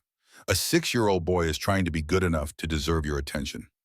Cole's knees hit the frozen porch. The bags of toys tumbled from his hands. Every wall he had built, every defense he had constructed, crumbled under the weight of that truth. He had been trying to protect himself, but in doing so, he had wounded children who had already been wounded enough. "I never meant," he gasped, unable to finish the sentence through the sobs that tore from his chest. "I never thought they would. God, I never wanted to hurt them." Sister Catherine knelt beside him, her hand on his shoulder. "I know, but Cole, you can't love from a distance. It doesn't work that way. These children need someone to show up, to stay, to be present even when it's hard and scary and might break your heart again. They need a father. And whether you're ready or not, you're already halfway there." Cole looked up at her through tears that felt like they had been frozen inside him for 3 years and were only now melting. "I don't know how to do this. I don't know how to open my heart to people who might leave me. None of us do. We all just choose to be brave anyway." She helped him to his feet, this broken cowboy who had built an empire but could not build a family. "Come inside, not forever. Just for tonight. Let them meet you. Let them thank you. Let yourself feel something besides grief." Cole wanted to refuse, wanted to run back to his horse and his ranch and his safe dead existence. But he was tired, so tired of running, so tired of hiding, so tired of being alone in a house built for joy but filled with ghosts. He let Sister Catherine lead him to the door. Inside, the children had gone to their beds, but Sister Catherine rang a small bell that brought them back downstairs, rubbing sleep from their eyes and wrapped in whatever warmth they owned. They gathered in the main room, curious and confused, until they saw who stood beside Sister Catherine. "Children," Sister Catherine said quietly, "I'd like you to meet Cole Brennan. He's the man who brought us Thanksgiving dinner. He's the one who made the toys you're about to receive for Christmas. He's our guardian angel." 23 pairs of eyes fixed on Cole with expressions ranging from awe to curiosity to hope, so naked it hurt to see. Jackson, the oldest and bravest, stepped forward first. "Mr. Brennan, sir, we've been wanting to thank you." Cole tried to speak, but no words came. He stood there like a fool, this powerful rancher reduced to silence by a 12-year-old boy's gratitude. Sarah came next, clutching a rag doll to her chest. "I named my doll Elizabeth. Sister Catherine told us that was your wife's name. I hope that's okay." Hearing his dead wife's name from this child's mouth broke something fundamental in Cole's chest. But it did not break him. Somehow, impossibly, it began to heal him. He managed to whisper, "That's the most beautiful thing anyone has ever told me." Then Daniel, the smallest and weakest, the 6-year-old who thought he was not good enough, walked up to Cole and looked at him with eyes full of a question he was almost too afraid to ask. "Mr. Brennan, will you stay this time? We'll be really good. We promise we'll be good enough." And Cole Brennan, who had spent 3 years learning how to be stone, how to be ice, how to be anything except human, fell to his knees and opened his arms. Daniel rushed into them without hesitation, and then Sarah, and then Jackson, and then all 23 children surrounded him in a mass of small bodies in unconditional trust. He held them and wept, not the bitter tears of loss, but the cleansing tears of someone who had been dead and was learning how to live again. Sister Catherine stood back and watched her own eyes wet as the most broken man she had ever met began finally to heal. Cole Brennan woke on Thanksgiving morning with his heart hammering against his ribs like a trapped bird trying to escape. The sky outside his window was still dark stars fading into that peculiar gray that came before dawn. He had not slept more than an hour, had spent the night pacing his bedroom, arguing with ghosts and memories, and the parts of himself that screamed this was a mistake. He stood before the mirror and barely recognized the man looking back. Clean-shaven for the first time in months, hair trimmed and combed. His best suit, dark wool that Elizabeth had picked out 7 years ago, brushed and pressed. He looked almost respectable, almost like someone who belonged in civilized company rather than hiding on a ranch at the edge of nowhere. But his hands would not stop shaking. "You can do this," he told his reflection. The man in the mirror did not look convinced. Downstairs, Marcus was already loading the wagon. They had been preparing since yesterday, gathering provisions that would feed 23 children and still have leftovers. 2 massive turkeys, each over 20 pounds. 100 pounds of flour for bread and pies. Potatoes and carrots and onions pulled fresh from the root cellar. Butter and cream from their dairy. Apples from the orchard they had harvested in September. and 23 oranges imported from California at 25 cents each, an extravagance that would have made Cole's business sense recoil a year ago, but now seemed like the least he could do. "Ready?" Marcus asked when Cole emerged from the house. "No," Cole climbed onto the wagon seat, his stomach churning. "But we're going anyway." The journey to Hope Valley had never felt longer. Every mile brought Cole closer to a moment he simultaneously craved and dreaded. 3 times he almost turned the wagon around. 3 times Marcus said nothing, just kept the horses moving forward, understanding that some decisions had to be made in silence. When they finally crested the last hill and Hope Valley appeared below, smoke rising from its chimney into the cold morning air, Cole's chest constricted so tightly he thought he might suffocate. "I can't breathe," he gasped. Marcus pulled the horses to a stop. "Yes, you can. You're just scared. Fear makes breathing feel impossible, but you're doing it anyway. What if I fail them? What if I let them down?" Then you fail and you let them down and you try again. That's what fathers do. That's what being human means. Marcus turned to look at his friend, his weathered face serious. Cole Elizabeth's letter said to be brave, not to be perfect. There's a difference. Cole pulled the letter from his pocket. He had read it so many times the paper was soft as cloth. The ink faded in places from his tears. He read it again now, Elizabeth's words reaching across death to give him courage he did not possess on his own. Love given away, even when it terrifies you, becomes medicine. All right. Cole folded the letter carefully and returned it to his pocket over his heart. All right, let's go. The wagon rolled down the hill toward Hope Valley. Children were playing in the yard despite the early hour, their breath fogging in the cold air. Daniel saw them first and let out a shriek that brought everyone running. The wagon, the big wagon. 23 children surrounded them before Cole could even set the brake. Their faces were bright with excitement and something else. Recognition. They remembered him from Christmas Eve, remembered his tears and his brokenness, and had decided he was worth loving anyway. Sister Catherine appeared on the porch wrapped in her shawl, her smile warm enough to melt the Montana winter. "Mr. Brennan," she called, "we've been expecting you." Cole climbed down from the wagon, his legs unsteady. "I brought dinner. Thought maybe I could help cook it." "We'd be honored to have your help." Jackson stepped forward, his young face serious with responsibility. "Mr. Brennan, can we help unload?" The formality of it, the careful politeness reminded Cole of what Sister Catherine had told him about the children practicing manners. They were trying so hard to be worthy of his attention, not understanding that they had never needed to earn what he should have been giving freely all along. "You can help," Cole said, his voice rough with emotion, "but only if you stop calling me Mr. Brennan. Just Cole. Or if you prefer Uncle Cole." Sarah, the 9-year-old girl who had named her doll Elizabeth, smiled shyly. "Uncle Cole, I like that." They unloaded the wagon together, children and Cowboy working side by side. Cole found himself answering questions from Daniel about horses and cattle, listening to Jackson describe his dreams of becoming a rancher, someday hearing Sarah talk about the book she was reading. Normal conversations, easy conversations, the kind of interactions that should not have felt revolutionary, but did because Cole had spent 3 years believing he would never have them again. Inside the orphanage was warm and chaotic and alive. Sister Catherine assigned tasks with the efficiency of a general commanding troops. Older children helped with cooking. Younger ones set the table. Everyone had a role, everyone mattered. Cole found himself peeling potatoes beside Jackson, while Marcus worked on the turkeys with Sister Catherine. The rhythm of it was meditative. Knife against skin revealing clean white flesh beneath, over and over. Simple work that left his mind free to wander. "Uncle Cole," Jackson's voice pulled him back. "Can I ask you something?" "Of course. Sister Catherine said you lost your family. Is that true?" Cole's hands stilled. He could deflect this, could change the subject, could maintain the walls that had protected him for so long. But he remembered Marcus's words. Be brave, not perfect. "Yes," he said quietly. "My wife Elizabeth died 3 years ago, and I lost 3 children before they were born." Jackson was quiet for a moment, processing this. "That's why you were sad. That's why you couldn't come see us before." "I was afraid," Cole admitted. "I was afraid that if I cared about you and the other children, I might lose you too.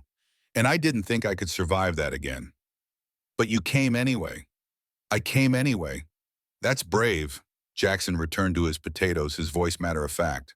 Sister Catherine says being brave doesn't mean you're not scared. It means you do the thing even though you are scared.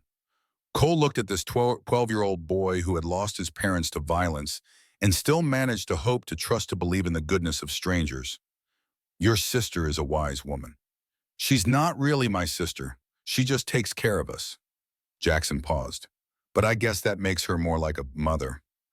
Blood doesn't make family right. Love does. The simple wisdom of it pierced Cole's heart.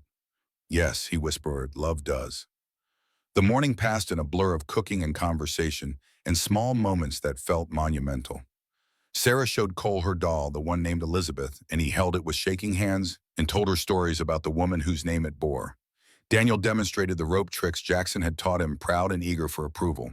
Emma, the youngest, climbed into Cole's lap, while he sat catching his breath and promptly fell asleep there, trusting him completely, though they had only met once before.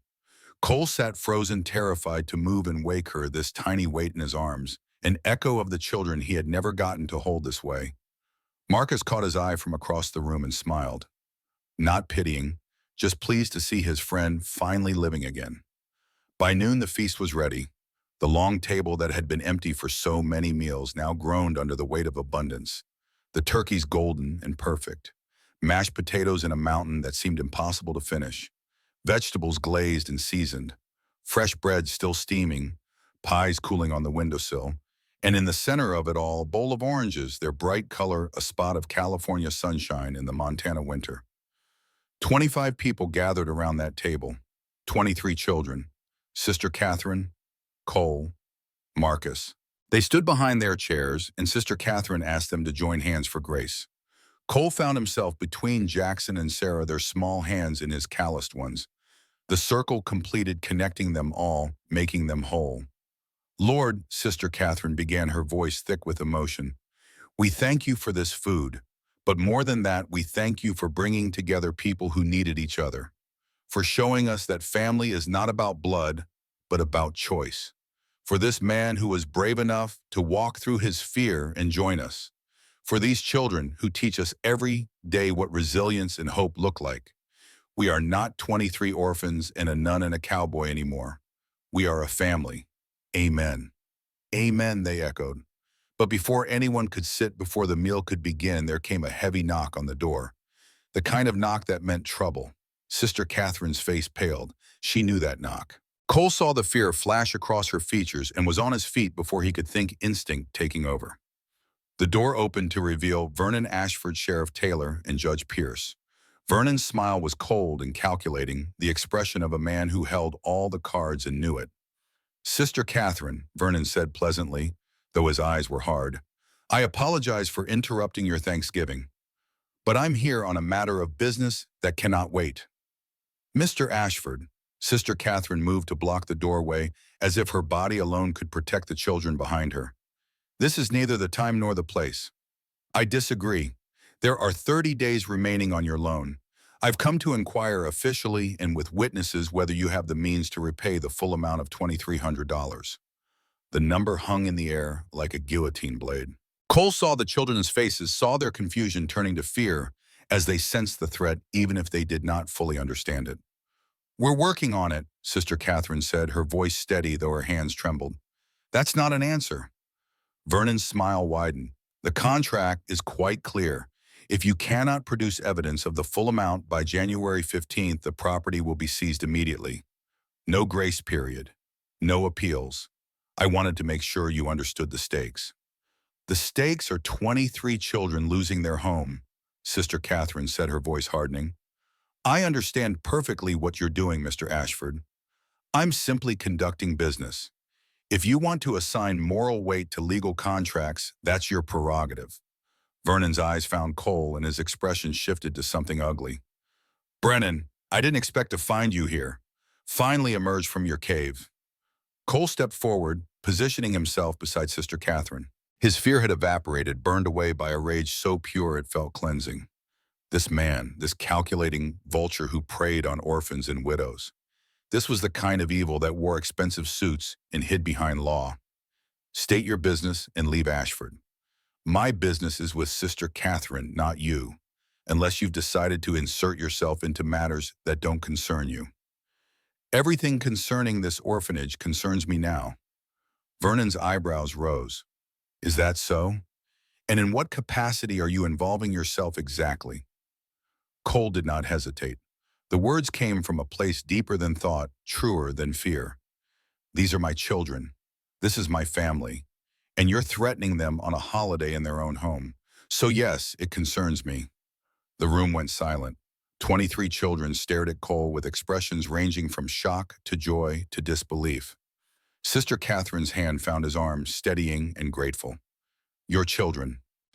Vernon laughed, but there was no humor in it. That's touching, but it doesn't change the legal reality. Sister Catherine signed a contract. She owes money. The debt must be paid. How much? Cole kept his voice level, though his heart was pounding. I just said $2,300. I'll pay it. Vernon's smile faltered. Excuse me. You heard me. I will pay the debt in full. Right now if you want. Or on Monday when the bank opens. Your choice. Cole, no, Sister Catherine protested. You can't. I won't let you take on my debt. It's not about the debt. Cole turned to look at her, this fierce woman who had saved him by refusing to let him hide. It's about family. And family doesn't let family lose everything because of legal tricks and predatory contracts. Vernon's face had gone red. Mr. Brennan, you don't have any legal standing in this matter. The contract is between my bank and Sister Catherine. Then I'm offering to pay it on her behalf, as a gift, as charity. Call it whatever you want. The point is you'll have your money and these children will keep their home. Judge Pierce cleared his throat. That would be within his rights, Vernon. If Mr. Brennan wishes to pay the debt, there's no legal barrier to that. Vernon's jaw clenched. Cole could see him calculating, trying to find an angle, a loophole, some way to still get what he wanted. But there was none. If the debt was paid, the contract was satisfied. The land could not be seized. Fine, Vernon bid out. Monday morning, 9 o'clock. My bank, $2,300 in yuan or verified bank draft. I'll be there. Vernon turned to leave, but Cole's voice stopped him. Ashford, one more thing. Vernon looked back, his expression venomous. If I ever hear of you attempting to defraud anyone else in this territory, if I catch even a whisper of you setting legal traps for people who can't afford lawyers to read the fine print, I will make it my personal mission to destroy you. I have more money than you'll ever see, more influence than you can imagine, and now I have a reason to use both. Do we understand each other? Vernon said nothing, but his eyes promised future retribution. He left with Judge Pierce, following the judge, looking distinctly uncomfortable with the whole situation. Only Sheriff Taylor remained, and his face showed relief rather than disappointment. Sister Catherine, Mr. Brennan, the sheriff said quietly, I'm glad this worked out. I never did like that contract. After they left, silence filled the room. Then slowly it broke into something else. Jackson whooped. Sarah started crying and laughing at the same time. Daniel ran to Cole and wrapped himself around the cowboy's legs. The other children surrounded him, all talking at once, thanking him and asking questions and simply expressing the overwhelming joy of people who had been drowning and suddenly found themselves on solid ground. Sister Catherine waited until the initial chaos subsided before approaching Cole. Her eyes were wet, but her voice was steady. You didn't have to do that. Yes, I did. Cole, that's a fortune, and you've only known us for a few weeks. I've known you long enough to understand what matters. And this matters. You matter. They matter. He looked around at the children, these 23 souls, who had somehow become his responsibility and his salvation in the span of a few short weeks. I spent 3 years believing I had nothing left to live for. That money was just numbers in a ledger. Now it's buying something real. Something that matters. You called them your children. I did. The weight of that admission settled over Cole, heavy but not crushing. Significant but not suffocating. I don't know what that means yet.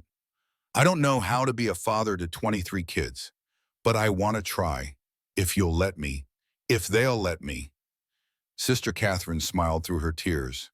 I think they've already decided. The Thanksgiving dinner that followed was unlike anything Cole had experienced. The food was delicious, but it was the company that made the meal transcendent. Jackson sat to his left, and asked dozens of questions about ranch operations, cattle breeding, horse training. Cole found himself promising to teach the boy everything he knew come summer. Sarah sat to his right and read him poetry she had written, her voice soft but gaining confidence with each stanza. The words were simple but profound, speaking of loss and hope and finding home in unexpected places. Daniel, sitting across the table, kept catching Cole's eye and grinning like he had won a prize. Every few minutes, he would announce to no one in particular, "Uncle Cole is staying," as if he needed to keep saying it to make it real. The other children warmed to him throughout the meal. Some remained shy, but others opened up, sharing stories and jokes and the small details of their lives. Cole learned names and ages and histories.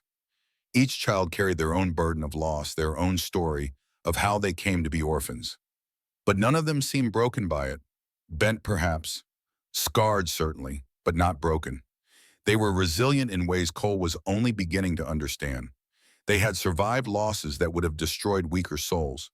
They had learned to hope when hope seemed foolish. They had chosen to trust when trust had already betrayed them. They were in many ways far braver than he had ever been. After the meal, Marcus pulled Cole aside while the children cleaned up. "You sure about this?" Marcus asked. "Taking on financial responsibility for an orphanage, that's one thing. But you called them your children, Cole, in front of witnesses. You know what that means. It means I finally have a reason to live beyond just not dying." Marcus studied his friend's face, saw something there that had been missing for 3 years. Purpose, direction, a future that extended beyond the next painful day. "Elizabeth would be proud of you." "I hope so." Cole watched the children working together, teaching the younger ones how to scrape plates properly, how to stack dishes without breaking them. "I think this is what she wanted all along. Not necessarily these specific children, but this. A house full of noise and chaos and love. She tried to tell me that a home isn't about the building. It's about the people inside it." "It took you a while to figure that out. Better late than never." As afternoon faded into evening, Cole found himself in a moment he would remember for the rest of his life. The children gathered in the main room and Sarah suggested they sing songs. Someone produced a harmonica. Sister Catherine sat at the ancient piano and coaxed music from keys that stuck and strings that had gone slightly out of tune. They sang hymns and folk songs and camp songs. Their voices ranged from tuneful to terrible, but nobody cared. This was not a performance. This was family making joy together. Daniel climbed into Cole's lap halfway through the third song and fell asleep there, his small body warm and trusting. Cole held him and felt something in his chest that had been frozen for 3 years finally thaw. Not a dramatic breaking, just a slow warming, a return to life. When the singing ended and the children began heading toward bed, Daniel woke up enough to look at Cole with sleepy eyes. "You're coming back, right?" the boy asked. "This isn't goodbye." Cole's throat tightened. "I'm coming back, I promise." "When?" "Tomorrow, and the day after that. And every day until you're sick of seeing me." Daniel smiled and hugged Cole's neck. "We'll never be sick of you." After the children were in bed, Cole and Sister Catherine sat on the porch despite the cold. Stars burned overhead in numbers that made the heavens seem crowded. Their breath fogged in the air between them. "What happens now?" Sister Catherine asked. "I pay your debt on Monday. You keep your land. The children stay home." And after that, Cole was quiet for a long moment, organizing thoughts he had barely had time to process. "I want to be part of their lives. Not just financially. Actually part of it. I want to teach them things. I want them to visit the ranch, learn how to ride, learn how to work. I want to be someone they can count on. A father.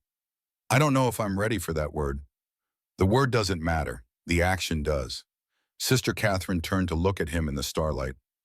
"These children need stability, Cole. They need someone who will show up consistently, who won't disappear when things get hard. Can you promise that?" "I can promise to try. I can promise that I won't hide anymore.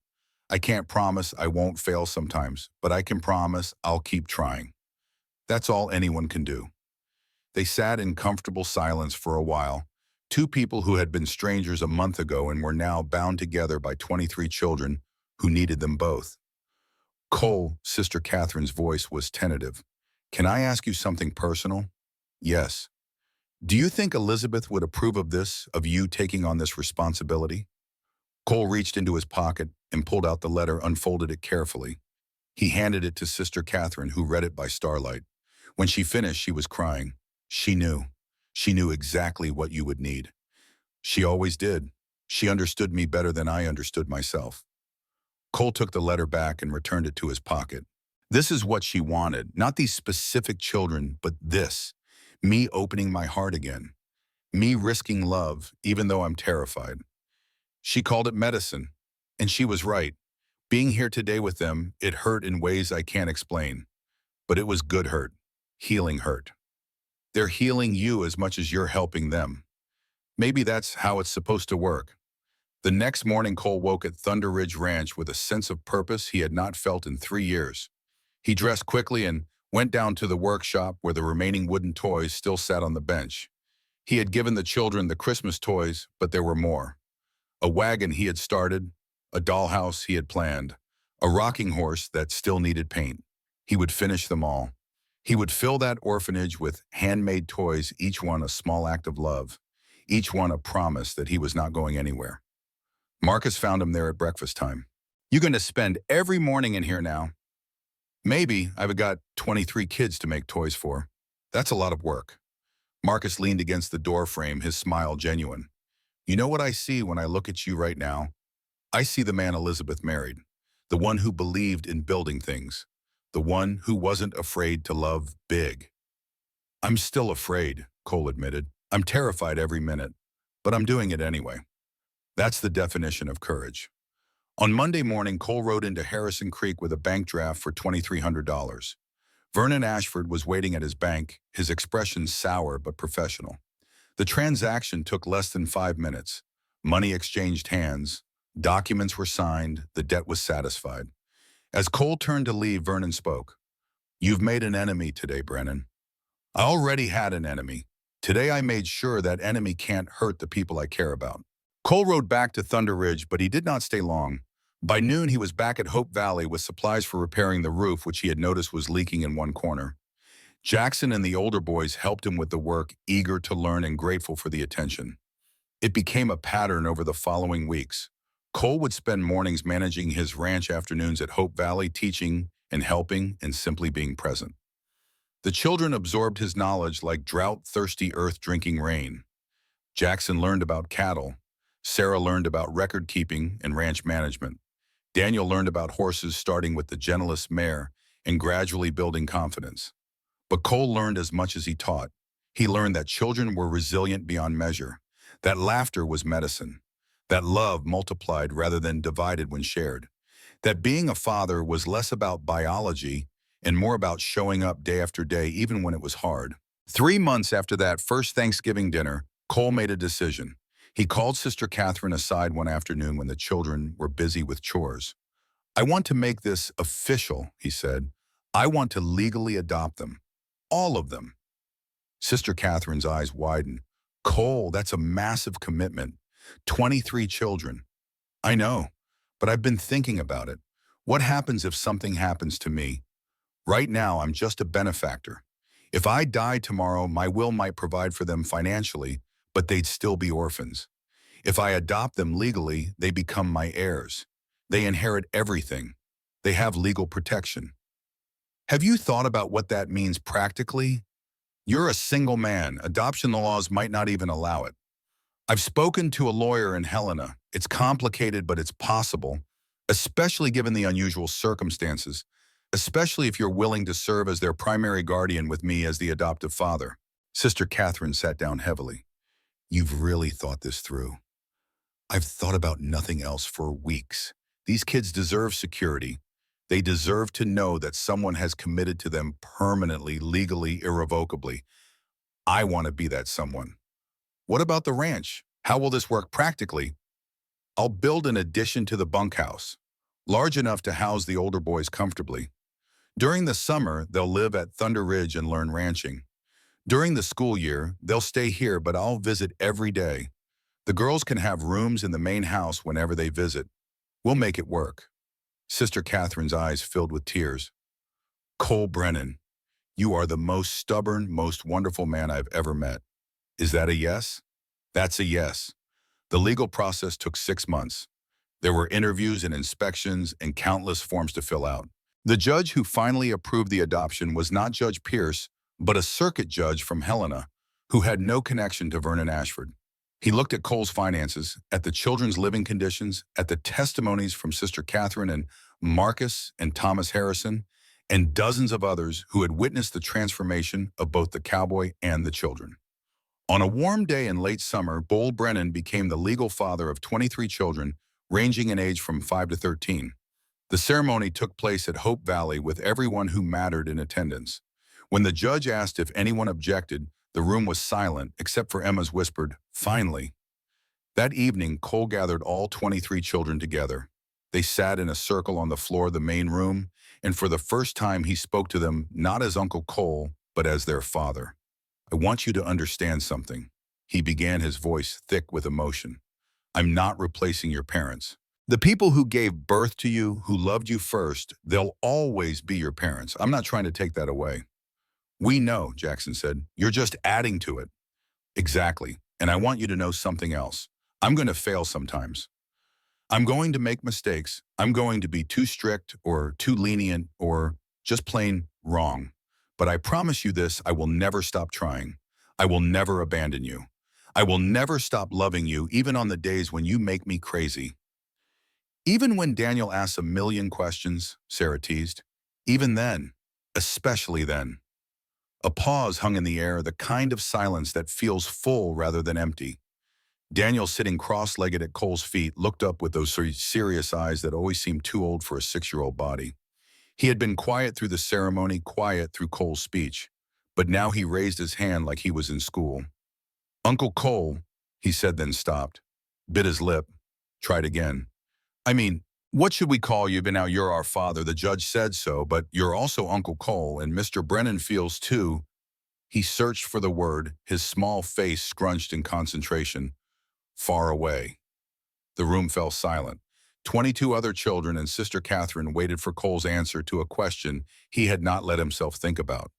The question that lived at the heart of everything. "What do you want to call me?" Cole asked, his throat tight. "Can we—" Daniel looked around at the other children, gathering courage from their nods, from Jackson's encouraging smile, from Sarah's gentle hand on his shoulder. "Can we call you Dad?" The word hit Cole like a fist to the chest. Dad, not father with all its formality and distance, not Uncle Cole with its well-meaning but insufficient affection. But Dad, simple, intimate, ordinary and extraordinary all at once, the word his own children would have used if they had lived long enough to speak it. He opened his mouth to answer, but no sound came. His throat had closed completely. He tried again, failed again. The tears came before the words could, hot and fast and unstoppable.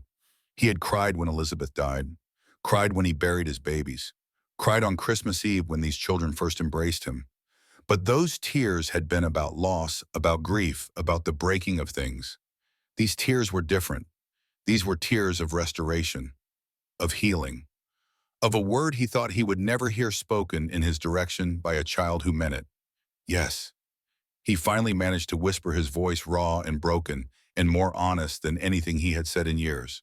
"Please, please call me Dad." "Dad," Daniel said softly, testing the word like it was something precious and fragile. Then louder, gaining confidence. "Dad, Dad." Sarah echoed, her smile radiant. "Dad." Emma squeaked, bouncing with excitement. "Dad?" Jackson said, his voice cracking with emotion that had nothing to do with puberty and everything to do with finding something he thought was lost forever. And then all 23 of them were saying it, some laughing, some crying, most doing both. The word cascaded around the room, multiplied and amplified, coming at Cole from every direction like a chorus of salvation. "Dad, Dad, Dad." They surrounded him, not giving him time to steel himself or prepare. They simply moved as one organism, 23 bodies pressing close, 23 voices speaking the word he had never thought to hear again. The word that had died with 3 tiny coffins. The word that now came at him from everywhere at once, 23 times, over each repetition, a small resurrection. He held them as tightly as they held him. His arms could not possibly encompass all of them at once, but he tried. God, how he tried. He pressed his face against Jackson's shoulder and Emma's hair and Daniel's cheek, breathing them in, letting their reality anchor him to this impossible moment. My children, he said through tears that showed no signs of stopping.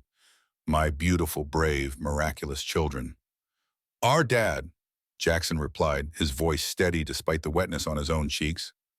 Our stubborn, wonderful, finally not hiding anymore dad. The laughter that broke out was cathartic, washing away the last vestiges of formality and uncertainty. This was not a benefactor in his charity cases. This was not a wealthy rancher and some orphans he felt sorry for. This was a father and his children, messy and imperfect and absolutely real. Cole Brennan, who had spent 3 years learning how to be dead and 1 year learning how to live, had finally learned the most important lesson of all. Fathers were not born, they were made. Made through choice and commitment and showing up even when everything inside screamed to run. Made through late-night conversations and early morning chores and 1,000 small moments of just being present. Made through love, given away until the giving became as natural as breathing. Dad, Daniel said one more time quieter, now his small hand finding Cole's much larger one. You're really staying right forever. Cole knelt so he was eye level with the boy, this 6-year-old who had asked the question that changed everything. Forever, he promised. I'm your father now, legally, officially, and most importantly in my heart. That doesn't go away, ever. Even when we're bad. Especially when you're bad, that's when you need a father most. Daniel considered this, then nodded with the solemnity of someone making a binding agreement. Okay, that's good then. That's very good, Cole agreed. Sister Catherine, who had been watching from the doorway with tears streaming down her face, finally spoke. I think this calls for a celebration. Who wants to help me make cake? The spell broke. Children scattered toward the kitchen, chattering and laughing, already arguing about who got to crack the eggs and who got to stir. But they moved differently now. There was a settledness to them, a security. They had been chosen. They had been claimed. They had a father who called them his children and meant it with every fiber of his being. Cole remained on the floor where he had knelt, overwhelmed and grateful and more whole than he had been since the day he buried Elizabeth. Marcus appeared beside him, offering a hand up. You did good, boss. They did good, Cole corrected. They're the brave ones. I just finally stopped being a coward. Bravery is just cowardice that kept going anyway. Marcus pulled him to his feet. And for what it's worth, Elizabeth would have loved every single one of them. I know. Cole watched the children through the doorway, his children, his family. I think that's why she sent them to me. She knew I needed them as much as they needed me. Love given away becomes medicine. Exactly. They stood together in comfortable silence, two old friends watching the chaos of family life unfold in a house that had seen too much silence for too long. Marcus, yeah. Thank you for not giving up on me, for believing I could do this when I didn't believe it myself. Marcus clapped at him on the shoulder. That's what friends do. They see who you are even when you've forgotten. Inside the kitchen, someone dropped something that shattered. Multiple voices started talking at once, explaining and accusing and defending. Sister Catherine's patient voice rose above it all, settling the dispute with the wisdom of someone who had been managing 23 children for years. Cole smiled. This was his life now. Noise and case and occasional broken dishes. Arguments over whose turn it was to feed the chickens. Scraped knees that needed bandaging and hurt feelings that needed addressing. 23 different personalities with 23 different needs. It was overwhelming. It was exhausting. It was everything Elizabeth had wanted to give him. It was everything he had been too afraid to accept until a persistent nun and 23 resilient children taught him that love was worth the risk of loss. Cole took a deep breath, squared his shoulders, and walked into the kitchen to help make cake with his children. His children. Dad. He would never tire of hearing that word. That night, after the children had finally gone to bed, Cole walked out to the cemetery behind what was now truly his home. He stood before Elizabeth's grave and 4 small markers that represented everything he had lost. I did it, Lizzie, he whispered. I was brave. I opened my heart again even though it terrified me. And you were right. Love given away becomes medicine. The wind whispered through the grass, and Cole could have sworn he heard Elizabeth's voice in it, proud and pleased, and finally at peace. He turned to look back at Hope Valley, transformed in the twilight. Lights glowed in every window of the main building. From here he could hear faint laughter drifting on the wind. A harmonica played badly, someone attempting "Oh Susanna" with more enthusiasm than skill. Someone else was singing off-key. The sounds of family. 23 children slept safely inside each one, knowing they were wanted, chosen, loved. But Cole Brennan, standing in a cemetery under Montana stars, understood something his children could not yet know. This was just the beginning. The transformation of Thunder Ridge Ranch happened gradually then, all at once. Word spread about the cowboy rancher who had adopted 23 orphans. Parents on their deathbeds, clutching their children's hands with failing strength, asked if Cole Brennan might take them in. Widows with too many mouths to feed and not enough food appeared at his gate. Territorial authorities, overwhelmed with homeless children, sent letters asking if he could take just one more. Cole never said no. By 1888, Thunder Ridge Ranch had evolved into something neither Cole nor Elizabeth could have imagined. The main house had been expanded twice. The bunkhouse, rebuilt from the ground up, now stretched the length of a city block with separate wings for boys and girls. A schoolhouse stood where cattle pens used to be. A chapel occupied the south meadow. At any given time, 40 to 50 children called Thunder Ridge home. Sister Catherine had expanded Hope Valley as well, with Cole's financial backing. More buildings, more beds, a proper school with 3 teachers. But the children who showed the most promise, who needed the discipline and purpose of ranch work, came to Thunder Ridge. They learned to ride, to rope, to mend fences and birth calves and fix anything that broke.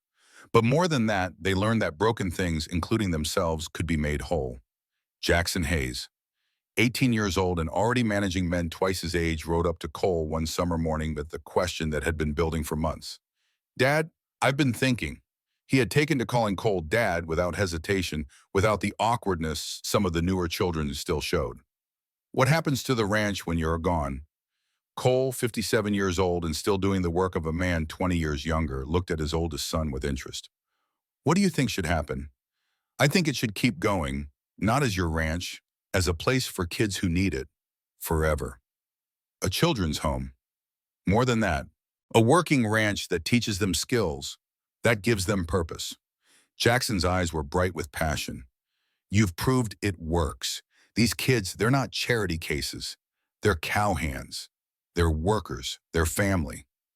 Cole smiled. "You've been thinking about this a lot. Every day for the past year. Then let's make it official. I'll talk to lawyers in Helena. We'll set it up so the ranch continues after I'm gone, with you running it if you're willing." Jackson's throat worked. "You trust me with that?" "Son, I trust you with my life. The ranch is easy by comparison." What Cole didn't tell Jackson, what he barely admitted to himself, was that he had already started those conversations, had already begun the process of transforming Thunder Ridge from a personal empire into a legacy that would outlive him. He was building something that would last. 13 years after that first Thanksgiving, Bowles stood on the porch of Thunder Ridge and took stock of the empire he had built. Not the cattle or the land or the buildings. The children. Jackson Hayes, 25 years old, was Cole's ranch foreman now. He managed 3,000 head of cattle, 50 cowhands, and the steady stream of children who came to learn the trade. He had married a school teacher from Harrison Creek. They had 3 children of their own and a 4th on the way. The oldest, a boy with his grandfather's blue eyes, was named Cole Marcus Hayes. Sarah Miller, 21, had become a teacher. She had opened a school in Harrison Creek that served both town children and ranch children. She wrote poetry in her spare time, delicate verses about loss and hope, and finding home in unexpected places. The Helena newspaper had published 3 of her poems. An Eastern magazine wanted more. She never married, but she mothered hundreds of children over her career. Every one of them learned that family was built, not born. Daniel Price, 18, had grown from that frail 6-year-old into a strong young man with a gift for animals. He was studying to be a veterinarian, the first in 3 counties. He apprenticed with a doctor in Great Falls, but came home every weekend to help with the ranch horses. He had already announced his intention to name his practice Brennan and Price Veterinary Services. Cole had tried to talk him out of it. Daniel refused to budge. "You're the reason I'm alive," he said simply. "Your name goes on the door. Emma, now 15, was teaching at Sarah's school. She had a gift for the youngest children, a patience that seemed infinite. She wanted to open an orphanage of her own someday. But not because they're orphans, she explained to Cole, because every kid deserves someone who sees them, like you saw us. The others had scattered to various futures, but they all came home. For holidays, for advice, for the simple reassurance that Thunder Ridge would always be there, that Dad would always be there, that the door would always be open. Vernon Ashford had left Montana in the winter of 1884, 6 months after Cole paid off the debt and made his threat. The railroad deal had fallen through when Cole, using his considerable influence, ensured that Northern Pacific heard about Vernon's schemes. Judge Pierce lost his position the following year. The new judge, a man from Helena with no connection to local politics, had approved Cole's adoption with enthusiasm. Thomas Harrison's son had bought Vernon's bank and operated it on principles rather than predation. Cole kept significant funds there, not out of need but as a show of support for honest business. Vernon had moved to California, or so Cole heard. He tried a similar land scheme in Sacramento and ended up in prison for fraud. Cole had not lifted a finger to make that happen. Justice, it seemed, had its own momentum once you stopped feeding injustice. Cole thought about Vernon rarely these days. Revenge was a poor use of energy when you had children to raise and a legacy to build. On Thanksgiving Day, 1895, Cole Brennan was 64 years old. His hair had gone completely silver. His hands bore the scars and calluses of a lifetime of ranch work. He moved a bit slower than he used to, though he would deny it if asked. But his eyes, those blue eyes that had once been dead with grief, now sparkled with something that looked remarkably like joy. Thunder Ridge Ranch had evolved into something extraordinary. The main house could sleep 30. The bunkhouse complex housed 50 more. The barn had been converted into a dining hall because no single room was large enough for the Thanksgiving gatherings they now hosted. Cole stood on the porch and counted. 63 people would sit at tables cobbled together for the feast. 23 of his original children, many now adults. 28 newer arrivals ranging from age 4 to 17. Sister Catherine, now 63 and still fierce. Marcus and his family. Thomas Harrison and his wife. The teachers from the school. The preacher from the church they had built. A reporter from the Helena newspaper had asked to interview Cole about his charitable work. Cole had refused. This was not charity. This was family. Emma, now 23 and engaged to a young rancher from Great Falls, appeared beside him on the porch. She had grown into a beautiful woman, but she still had that serious expression she had worn as a child. "Penny for your thoughts, Dad." He smiled at the title he would never tire of hearing. "I was thinking about your mother." "Sister Catherine." "No, my first wife, Elizabeth." He had told them all about her over the years, about the babies who never grew up, about the grief that nearly killed him, about the letter that had saved him. "She told me that love given away becomes medicine. I didn't understand what she meant for a long time. And now I understand that she wasn't talking about the love I would give you. She was talking about the love you would give me." He put his arm around Emma's shoulders. "You children didn't just get a father. I got 63 reasons to heal. You kept coming year after year, and every single one of you was medicine." A mom leaned against him, this girl who had been 5 years old when Cole first stumbled into Hope Valley. "You gave us more than a home, Dad. You gave us proof that broken things can be made whole, that families can be built, that fathers can be chosen." Inside, someone rang the dinner bell. Jackson's voice called for Cole to come carve the turkeys. There were 3 this year, each weighing over 25 pounds.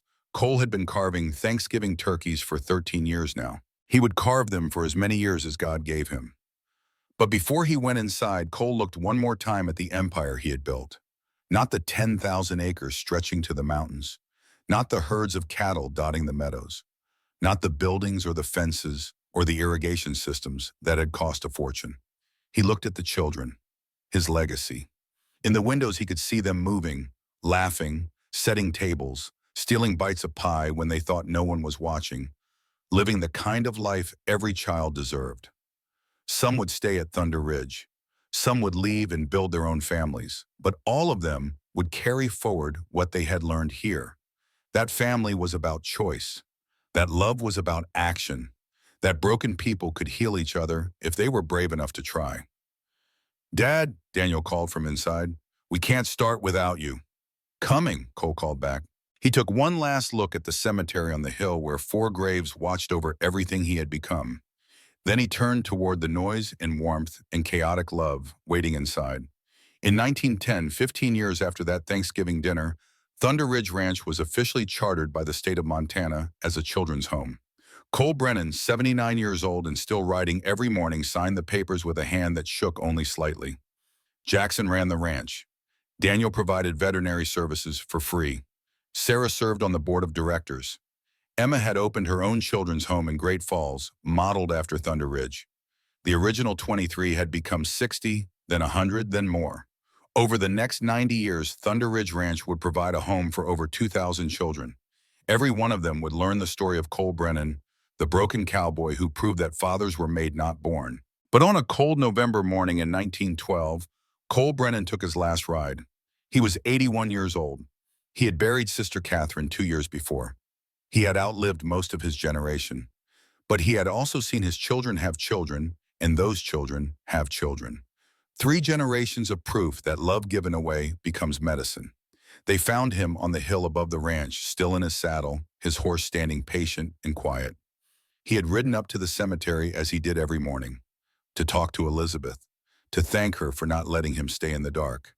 He died doing what he had done every day for 30 years, looking at the ranch below, counting his blessings, watching over his family.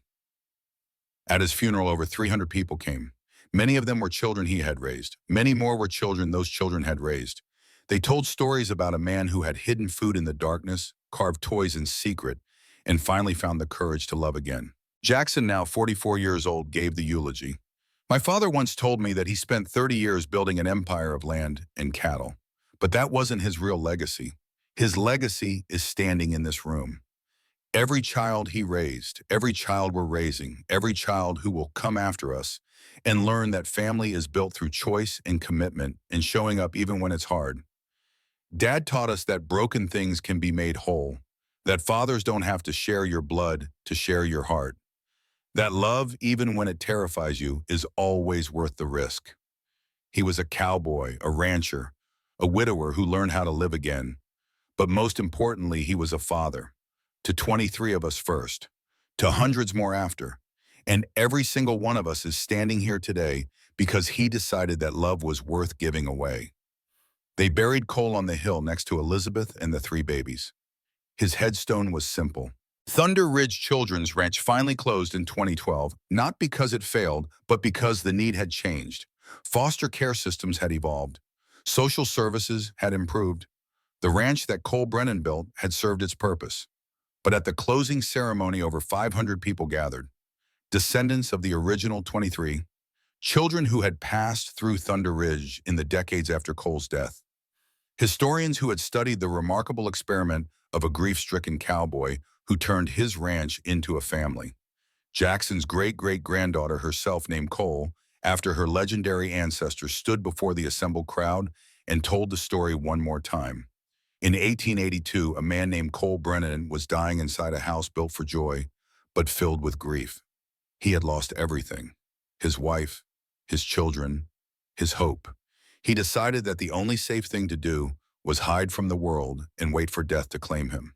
But a stubborn nun and 23 resilient children refused to let him hide. They saw past his grief to the father he could become. They taught him that family was not about blood, that love was not safe, but it was always worth the risk. Cole Brennan raised hundreds of children. He taught them to ride to rope, to work to love. But more importantly, he taught them that broken people could heal each other, that fathers were made through choice, that legacy was not about what you built, but about who you loved. This ranch is closing, but the legacy Cole Brennan started continues in every person here, in every family we've built, in every child we've chosen to love, even when it terrified us. Cole Brennan spent 3 years learning how to be dead. He spent 30 years learning how to live. And in those 30 years, he proved something that every child who passed through these gates learned. Home is not a place. It's the people who choose to love you. Family is not about blood. It's about showing up day after day and refusing to give up on each other. Thank you, Dad, for everything. The crowd stood in silence for a long moment. Then, as if responding to an unspoken signal, they began to applaud. Not polite applause, but the kind of thunder that shakes the ground and rattles the windows. The kind of ovation reserved for heroes. After the ceremony, people walked up the hill to the cemetery. 5 graves stood there now. Elizabeth and 3 babies, and beside them all on Brennan the cowboy who came home. Fresh flowers appeared on all 5 graves. Someone had placed a wooden horse on Cole's headstone, carved with the same care he had once used. A child's toy made by loving hands. As the sun set over Thunder Ridge Ranch for the last time, the words on Cole's headstone caught the dying light. Elizabeth Brennan had written those words in 1879, 2 weeks before she died. She could not have known that they would define the next century, that her grieving husband would take those words and build a legacy that touched thousands of lives. But perhaps she did know. Perhaps that was why she wrote them. Perhaps she understood that the greatest love stories are not about passion or romance. They are about broken people finding the courage to love again. About fathers who choose their children and children who choose their fathers. About families built not from blood, but from commitment and choice and the stubborn refusal to give up on each other. Thunder Ridge Ranch closed in 2012. But the story of Cole Brennan, the cowboy who came home, will continue as long as there are broken people brave enough to love again. As long as there are children who need fathers and fathers who need children. As long as someone remembers that family is not about where you come from. It's about who refuses to let you face the darkness alone.